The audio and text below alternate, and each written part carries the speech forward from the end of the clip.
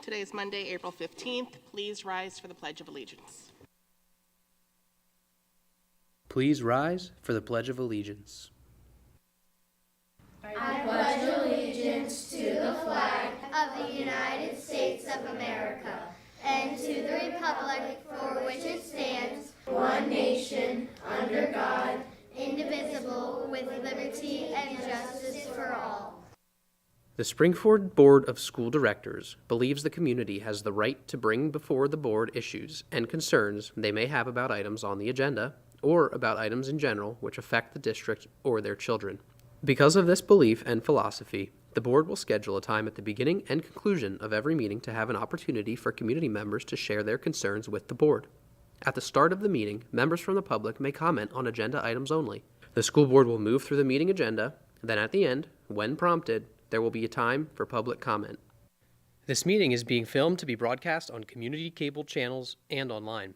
Individuals intending to make public comments should be aware that they are being filmed. Speakers will be asked to state their name and the area in which you reside before your comment. Thank you. Good evening, everyone. Mrs. Bickert, can we please have a roll call? Yes, all board members are present and in person. Thank you very much. As far as announcements go, we had an executive session prior to today's meeting at 6 p.m. to discuss the purpose of various legal matters. And then we also had an executive session on April 2nd at 7 p.m. for the purposes of personnel. Mr. Rizzo, do you have any announcements? Nothing at this time, thank you. Okay, wonderful. So we'll move on to public to be heard on agenda items only. If there's anyone in the room that wishes to speak, please approach the podium with your name and township of residence. Mr. Will. As no one is approaching the podium, we will move on to board and committee reports, and we will start with Ms. Stein. Thank you. Thank you. So this is our April student rep report. Arhan is not here tonight, so it'll just be me. So for our past events, we had our girls basketball team. They went to the state championship, which was very great. Although they did not win, we're still very proud of them for getting to the state championship. Then we also had our American Red Cross blood drive here at the 1012 Center on March 19th. We also had the March Band concert on March 19th as well. And then the College and Career Fair on March 20th right here at the high school in the gym. And then the third marking period ended on March 27th. Grades were finalized then, and then spring break continued. Spring break started after that from March 28th to April 1st. Then we had Eid on April 10th, and so students did not have school. And then the NHS induction was a day after on April 11th. Congratulations to all of our NHS inductees. And then the ACT was also administered here on April 13th. Now, as far as future events go, we do have a lot going on in this spring season. First, we have our indoor percussion. We have them going to Dayton, Ohio for their WGI Percussion World Championships, which is very great. Congratulations to the indoor percussion for getting to the World Championships. Then this Friday, we have the Spring-Ford 5K/run. Spring-Ford 5K run/walk, sorry. Then we have an in-service day on April 23rd next week. We have our district jazz concert on April 24th. PSSA testing will begin throughout these 2 weeks as well. And then we have a big event, senior prom and live from the red carpet show on April 27th. And then after that, of course, we have our snap post prom. Then we have decision day for all seniors on April 30th, where seniors will be able to show what colleges they will be going to. Special Olympics and Impact Awards will both be on May 1st. We have the Festival of the Arts on May 3rd and on May 4th. The Spring Choral Concert on May 10th. The Keystone Test starting on May 13th. And then we have AP exams from May 6th to May 17th. The Spring Band Concert on May 16th. And finally, the Senior Academic Awards Night, which is our Senior Honors Banquet on May 16th. And then, as always, we want to remind students to keep up with their weekly assignments and to always check the weekly update for district-wide news. And that is my April student rep report. Thank you. Thank you, Ms. Stein. And I do want to say congratulations on your induction to the National Honor Society. You were mentioning that you were one of those, so I want to make sure that's quite an accomplishment. Yes. And I had to take a picture of that last slide because there's just so much going on. And that was really more at the secondary levels, not even talking about all the stuff that's going on at elementary levels too. So it's exciting. The buzz is in the air. It's May-cember, right? That's what we say? May-cember. All righty. Any questions? All right, great. Moving on to extracurricular, Ms. Deardorff. Okay. The extracurricular committee met on Tuesday, April 2nd. We had a wonderful presentation by the winter percussion team, and I should correct myself, not to just call them the winter percussion team, but the Mid-Atlantic Percussion Championship winning team, who, as Ms. Stein mentioned, is moving on to Worlds next. So 4 students from their team presented a presentation to us on their season. And then we also had a presentation by the National Organization for Women Club. 2 students from the NOW Club gave a club update. They discussed the club's initiatives, including a menstrual product supply collection and an upcoming presentation from the Renfrew Center on disordered eating. Mr. Jones also provided an update on club happenings taking place this spring. We also had an update on sports from Dan Miscavige. Mr. Miscavige provided an update on the end of the winter season and beginning of spring season. He also discussed recent girls wrestling interest survey, indicating there's a slowly growing interest in the sport, and he will keep an eye on movement for that throughout the state. And that was it. Thank you very much, Ms. Deardorff. Thank Any you. questions or comments? I do have a question about that, her comment. It was very interesting to have the Springford Now organization there discussing the period products, and I was very happy to hear that they have received supplies, and I think they are good for this year. But I know that in our governor's budget is a proposal that would cover for supply of period products in the bathrooms for free for students. But every state around Pennsylvania, with the exception of West Virginia, does require that school districts supply free period products. Some of the states pay for it at the state level. Some of it, the schools are required, the districts are required to pay for it. I have been told, but I haven't verified, this information that Owen J. Roberts pays for it's just budgeted in with like toilet paper, paper towels, and products. And that also Park Valley does. But again, I didn't confirm those. But I just would like to see if there's any interest in our district providing free of cost period products, just as we do toilet paper, soap, and paper towels. So I'm just bringing that out there. Yeah, thank you, Dr. Wright. And I think as Mrs. Deardorff mentioned at extracurricular, when right after the NOW presentation, that would be something that the board could discuss and bring up at finance. So thank you for reiterating that. Any other questions? So let's make sure that we get that as a board comment or topic of discussion for May. Any other questions or comments? Well, let's understand, once you open up this door, there are no established parameters regarding this, so it doesn't prevent any other group from requesting similar funding for any other item. The group is not requesting funding for this. This would be something that would be just that we would pay as a district, just like no group provides funding for toilet paper, paper towels, or anything like that. This is something totally outside of the group. Well, funding of the district is funding of the district. There are no outside buckets of money. So whatever would be utilized would come from the district. 100%, Mr. Jackson. And at this point, it's just I know that there was some board members at the meeting and that discussed bringing it up at finance. So again, it's very early stages in terms of exploratory, and there's no commitment at this point. Just wanted to be able to bring that up if there is a desire from some folks, because that would be the place to start. Okay. I'm open to discussing it, but we'll have to then, to Clinton's point, we've also had members of the public ask about us paying for school supplies. So I think we would just have to balance it with other similar requests that we've gotten from the public as well. 100%. I know that the administration has done some initial digging on that as well. So maybe that's just a broader discussion that we can have in finance. So it becomes supplies, it becomes It becomes cleats nothing for the right now football but a game, discussion, becomes Mr. Jackson. cleats for the soccer game. it just opens up a door. That's all my point. That's Yep. my only point, Madam President. It opens 100%. up the door. And we can have that discussion at finance, and it can get lost in committee, so I have no problem with that. And very familiar with how schools are funded. So thank you. Yes, we'll have that discussion and see if it is the recommendation of the committee to move that forward.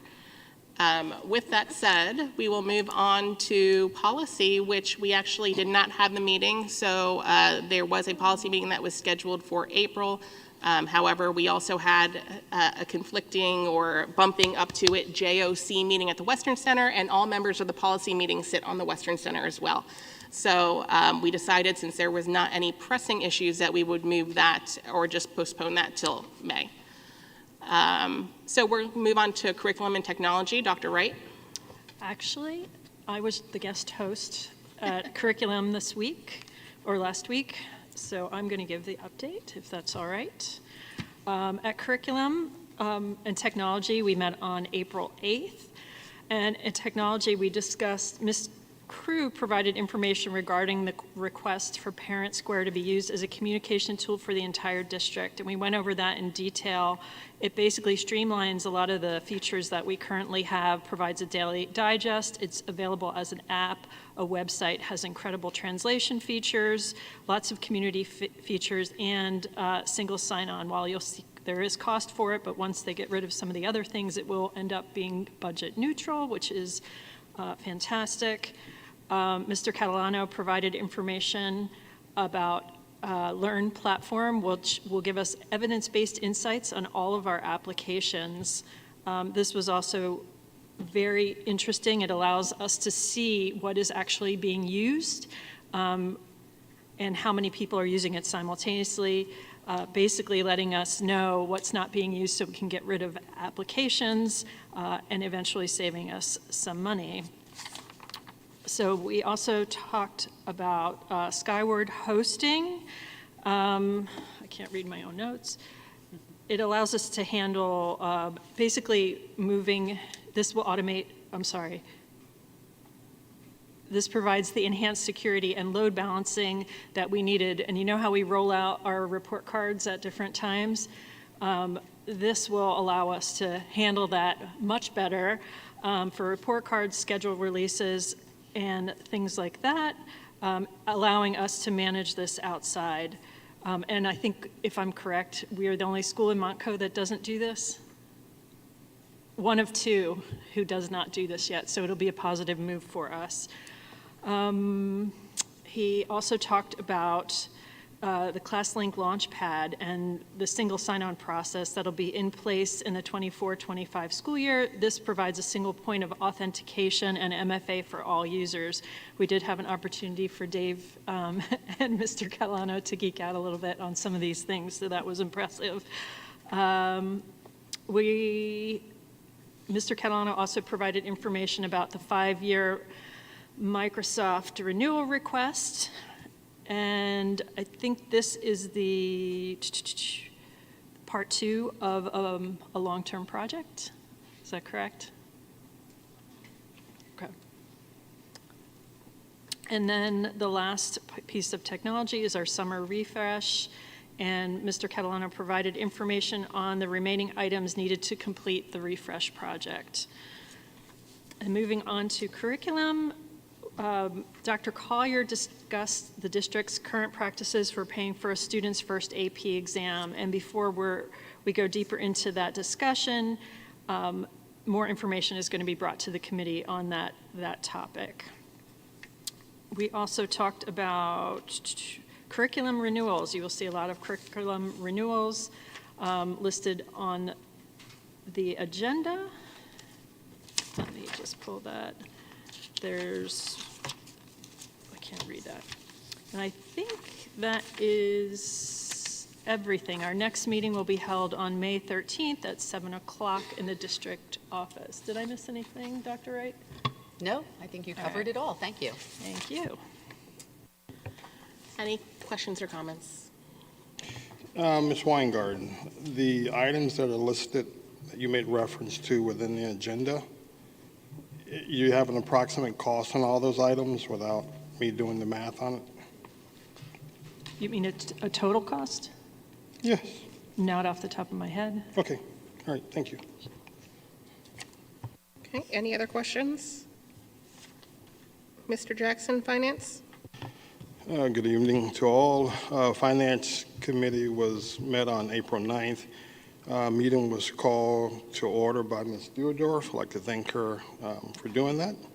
Public to be heard on agenda items. Ryan Wall, the Limerick tax collector, gave positive feedback on the property tax rebate program and recommended removing the requirement for proof of payment by the state, as some struggle with that. Minutes were accepted. On the old business, through the executive report, liquidity is $105 million on hand. Expenditures, health insurance claims costs continue to run higher than expected. Special education is over plan, primarily due to the court-mandated age increase and the greater than expected move-in services. Self-funded health insurance, Rossini, second look is higher than the first look. On the food service, 607,000 meals were served to date, 70 more than the prior year. Mr. Fink gave an update on the 2024-25 budget update. The current budget gap is 6.9 mil, with more work to be done. Mr. Fink also reviewed other considerations, unknowns, and open items that remain. On the new business, the Royers Ford library lease is complete and ready for board approval. On the board comment, Ms. Westwood asked that all reach out to the state representatives on future funding for education as items are stuck in committee at state level. And that concluded our meeting in finance. Thank you. Any questions or comments? I have a question. Was, Mr. Jackson, were there any changes to the contract for the Warriors Ford Library? Changes to the contract? Right, are we just renewing the same contract? Yes. Thank you. Mr. Jackson, to answer your question, at least from my math, it's $182,400 for curriculum I based mean, on, 1 million. oh, yes. Well, just for these line items, no, I meant 1,000, just for these line items that are in the agenda. No, there's a $900,000 line item.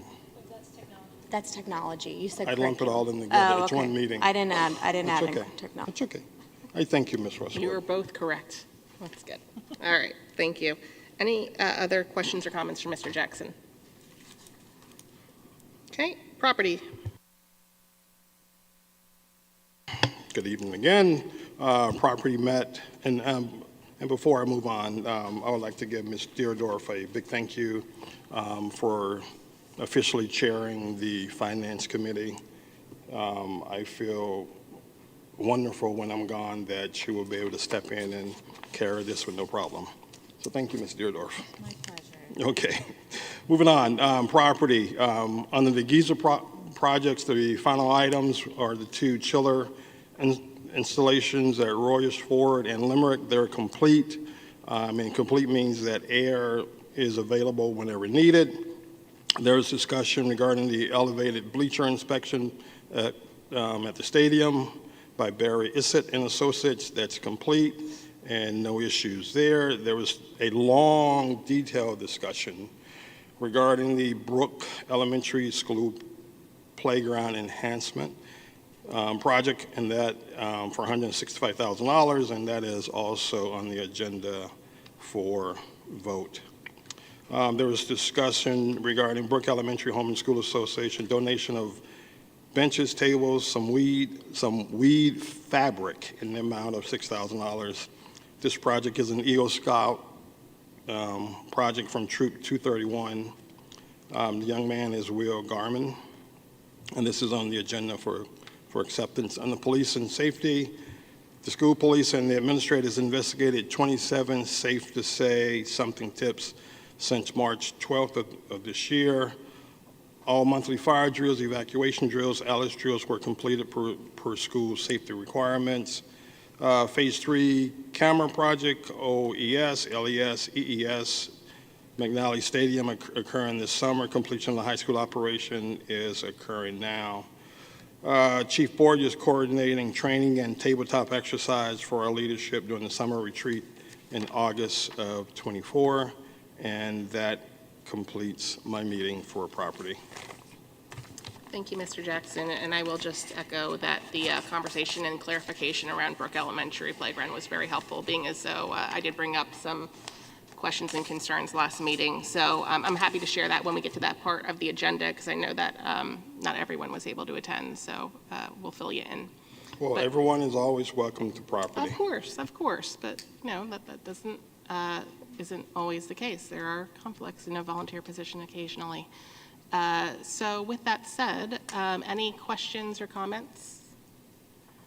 All right, wonderful. And it's moving on to me for personnel, and as you may know, personnel is covered under executive session privilege, so there isn't much I can say other than we did meet.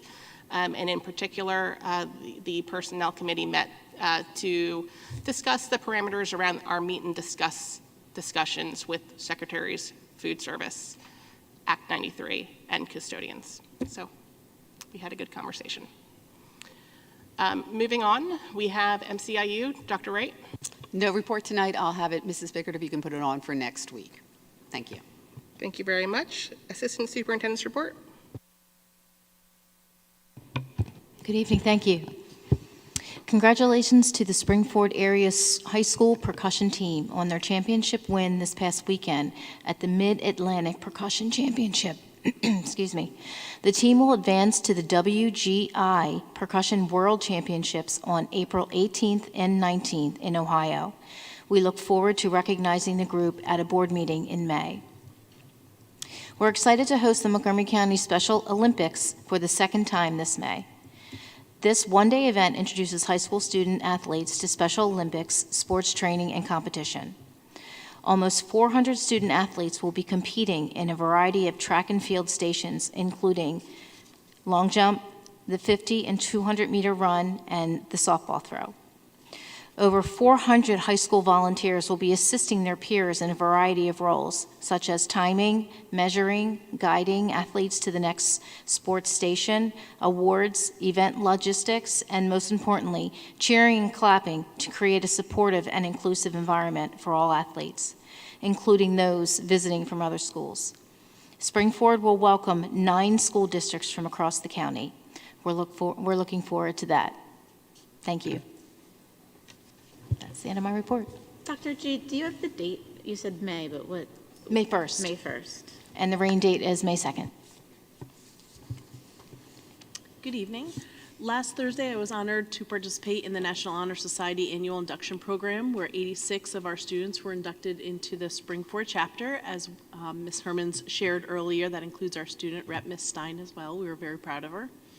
The inductees were required to complete at least 15 volunteer hours, community service hours, maintain an overall GPA of 95%, and actively participate in at least 2 school clubs or 1 major activity.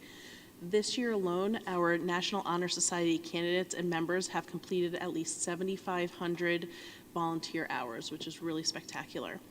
The keynote speech was delivered by computer science teacher, Mr. Ionelli, Jeremy Ionelli, and I have to say I was so impressed with his message about leadership. If you get a chance, I encourage you to tune into RCTV to hear this keynote address, because it was really spectacular. I'd like to take a minute to thank the NHS Club Advisor, Brad Seltzer, as well as for his support, as well as to the high school administration, Dr. Collier and Dr. Collar, for leading such a nice ceremony honoring our students.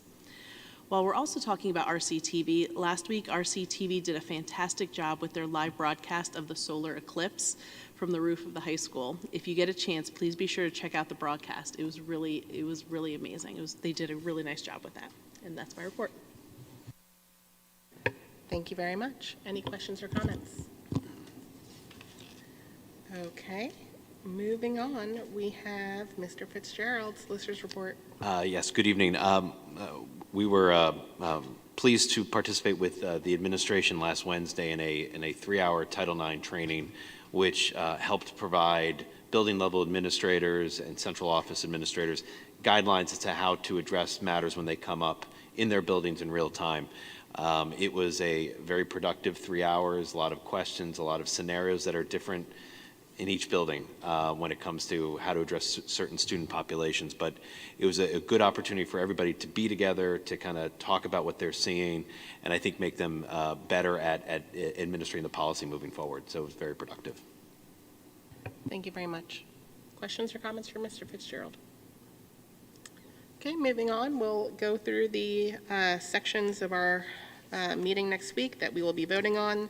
So we'll start with questions and comments on section 3 minutes. Okay, section 4, personnel. I just had a question about letters F, G, H, and I. And I was looking at the past agendas, and are these replacing any of the previous voted upon staff that we had? Because we had like 40 members our first vote, and then we voted more members. And I'm just curious, are these replacing people, or are these addition to new people for the ESY? A little bit of both. So these are mostly additions, but we have had a few back out. They've already been approved and they had to be replaced. But most of these are new additions. Is this because when the ESY determinations went through this, February, March, that there was more students than we anticipated, or is this just filling in as we're able to get people? And this is part of the process of hiring, with doing the interviews and hiring people after the eligibility requirements. Okay. Correct. Great, thank you. Sure. Thank you very much. Any other questions with personnel? Okay, finance.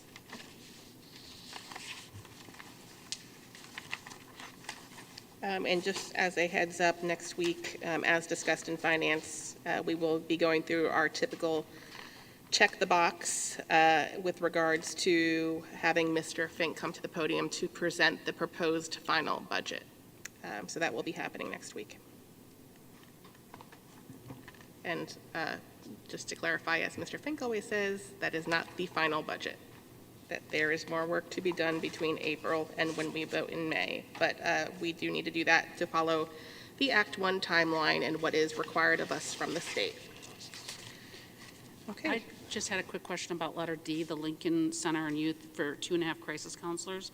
Is that full-time staff? Are they 40 hours, and then 20 hours? And then what, are they going to be spread out throughout the district? Yes, they're both, 2 of them are full-time, 1 of them is half-day, and they will be spread K to 12. Okay, perfect, thank you. Thank you.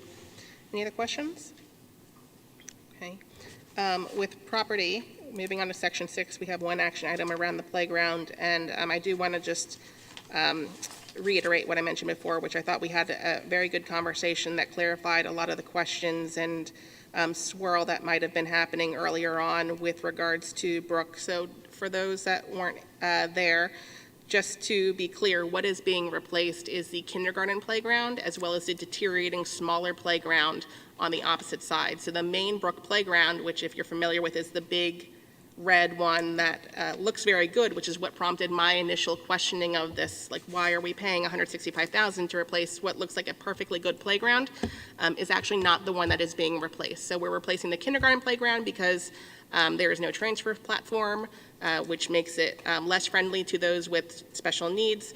And then we also have one that is deteriorating on the other side. So those 2 are being replaced, and we will be putting, in addition to keeping the main one there, this other installation that was in board memo a few weeks back. So with that said, we also had a good discussion because I know that we had a lot of conversation around, do we need to be more forward-thinking in the district with regards to our playgrounds, not knowing what programs will be at what schools in the future. And knowing that the community does use our playgrounds, do we need to be a bit more forward-thinking with regards to the future build of our playgrounds, making sure that they are accessible, making sure that they are friendly to children with various special needs. And what we discussed was that we will be moving forward and making a small modification, for example, having an all-abilities chair for the Brooke Playground with regards to this upcoming year. But there is a bigger initiative that I know Mr. Pellegrin will be partnering with Dr. G to talk about, like, how can we plan for and budget for making all of our playgrounds friendly to those with needs. So, okay, any questions or comments? You know, as far as moving forward with the definition of the need, I think, you know, facilities has a place in this, but this should be driven by Dr. G and the administration of the school. So when it comes to facilities, that conversation has already occurred. It's been defined what the need is, and then there's simply a procurement on the side of facilities. I see people, Dr. G, you're shaking your head. I don't think anyone disagrees with that. Correct. I've already started the preliminary conversations with Dan. We're scheduled to meet in a couple of weeks to talk about it. But I'm saying the principals of the specific schools, Dan should be the end of it, just to protect facilities. They will go out and purchase what Dr. G and the principal has defined as the need or the ask. Correct. I think with any project, there's defining roles and responsibilities, and I do agree with you, Mr. Jackson, bringing in our administration at the building levels to be able to, you know, as needed, to provide input to you, Dr. G, in the process is important. Okay. All right. Any other questions with the property? All right. Programming and curriculum. If you do the simple math, from A to P, we're at $1.5 million, give or take round numbers. Last month, we were at $1 million. It's a lot of money being spent. That's all I have to say. So yes, that is correct, Mr. Jackson, and I don't know if Dr. Gardy is not here tonight. Dr. Murray, if you want to make comment on it, but I know a lot of this is not, I mean, again, I've been on the board for 3 years. It's not atypical when we talk about the review cycles that happen at, you know, in the first quarter that prompt these agenda items in the spring. That's correct. Dr. Gardy is at the federal programs meeting this evening, so she apologizes she can't be here. But a lot of this is part of that renewal. Looking at these, you're looking at programs that we're currently using that are built into our budget. But around this time, curriculum and tech do tend to have a large number of items because we are renewing our contracts each year. So these are budgeted items that we are using, and I do know that Dr. Gardy and her team are working very closely to make sure that the products that we're purchasing for the students are being used and effectively used, and she is constantly in that evaluation phase. I can speak since she's been in this position, she has already eliminated some programs or some resources that were not effectively being used or that were duplicates and so forth, or kind of ran its course. So I do have confidence that she's done a good job with that. I'd also like to comment that you're looking at the technology end of it also, which is a commitment that our district made to be one-to-one for all of our students. So when we're looking at the $950,000 or close to $1 million, that is part of our renewal, our refresh plan that we have in place. The $100,000 for the Microsoft licensing, number N, that was through a consortium bid, so we've actually worked, Mr. Catalano worked to get a very good price for that through the consortium. And again, also the Canon copiers for the print shop, which in the end saves us money because we are controlling the printing in one central location, is, you know, is part of that's $8,800. So, which is really not, you know, not just specifically curriculum. And I mean, I know that we all feel that our department, our committee is the most important, but I feel very strongly that we need to, you know, we are not a valuable district if we don't have a strong curriculum program with the resources available to our students and our staff, so. Well, we can sit here and define this any way we want to. The math is the simple math. My statement stands on what's being spent. you can rationalize the how and the why, but the dollars are still being spent. And yes, everyone has a committee that they think is great, but none are greater than property, but that's a whole different story. So I would be remiss if I sat here and did not bring this up, because I don't want to get to the end of the shopping cart, Stella, and then everybody is concerned about the price when you're spending as we go every month. So I'm just bringing it up, that's all. No, and I appreciate that. And I just, what I want to make sure is, while you're right on the absolute number, right, with regards to the absolute number, curriculum is a department that, you know, we talk about it, like, it does lead to higher dollar amounts. However, I don't want the community to think that Dr. Gardy, who I know firsthand is a fierce negotiator when it comes to our vendors, is not doing what she needs to do to be able to bring these prices down. And as someone who sat on the curriculum committee last year, I've heard that firsthand. So I just want to make sure that we have a full view of what is happening here. And you'll notice too, Mr. Jackson, that we did talk about, that we did talk about having long-term contracts and really, as Erica said, bringing those prices down as much as we possibly could. Okay, thank you.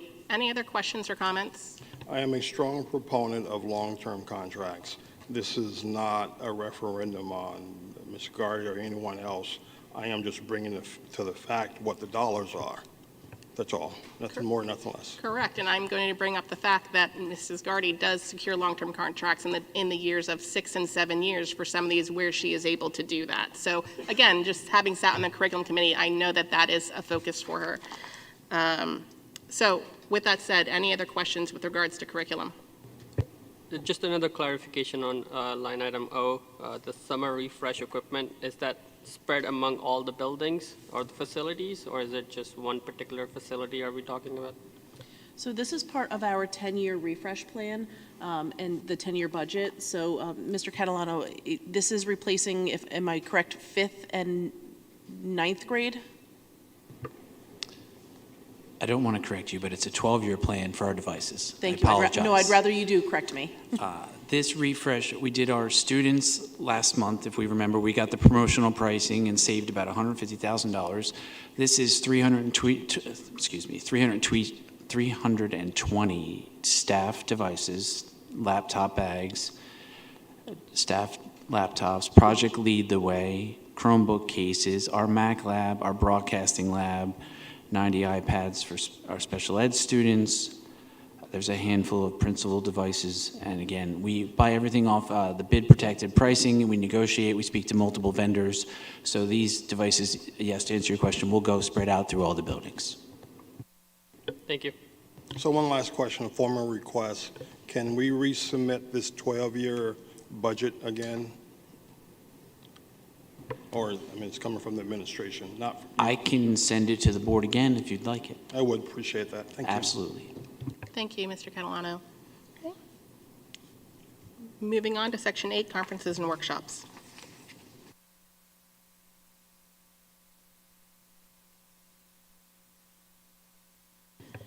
Okay, Section 9, other business.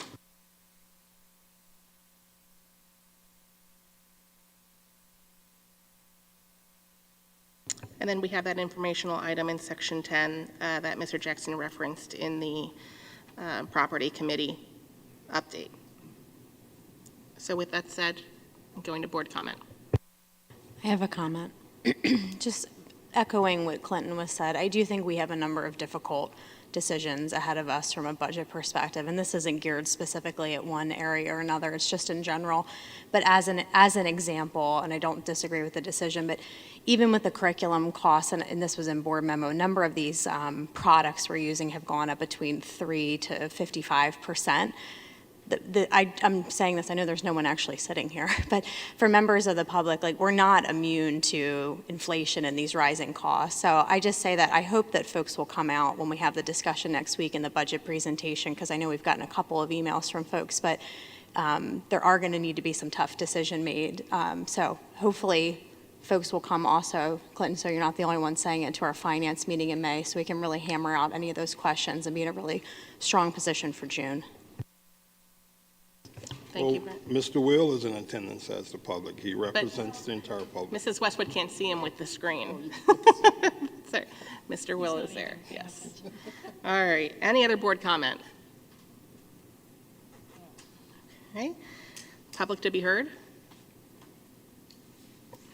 All right, I don't have, oh, my gavel's on the left side. Meeting adjourned.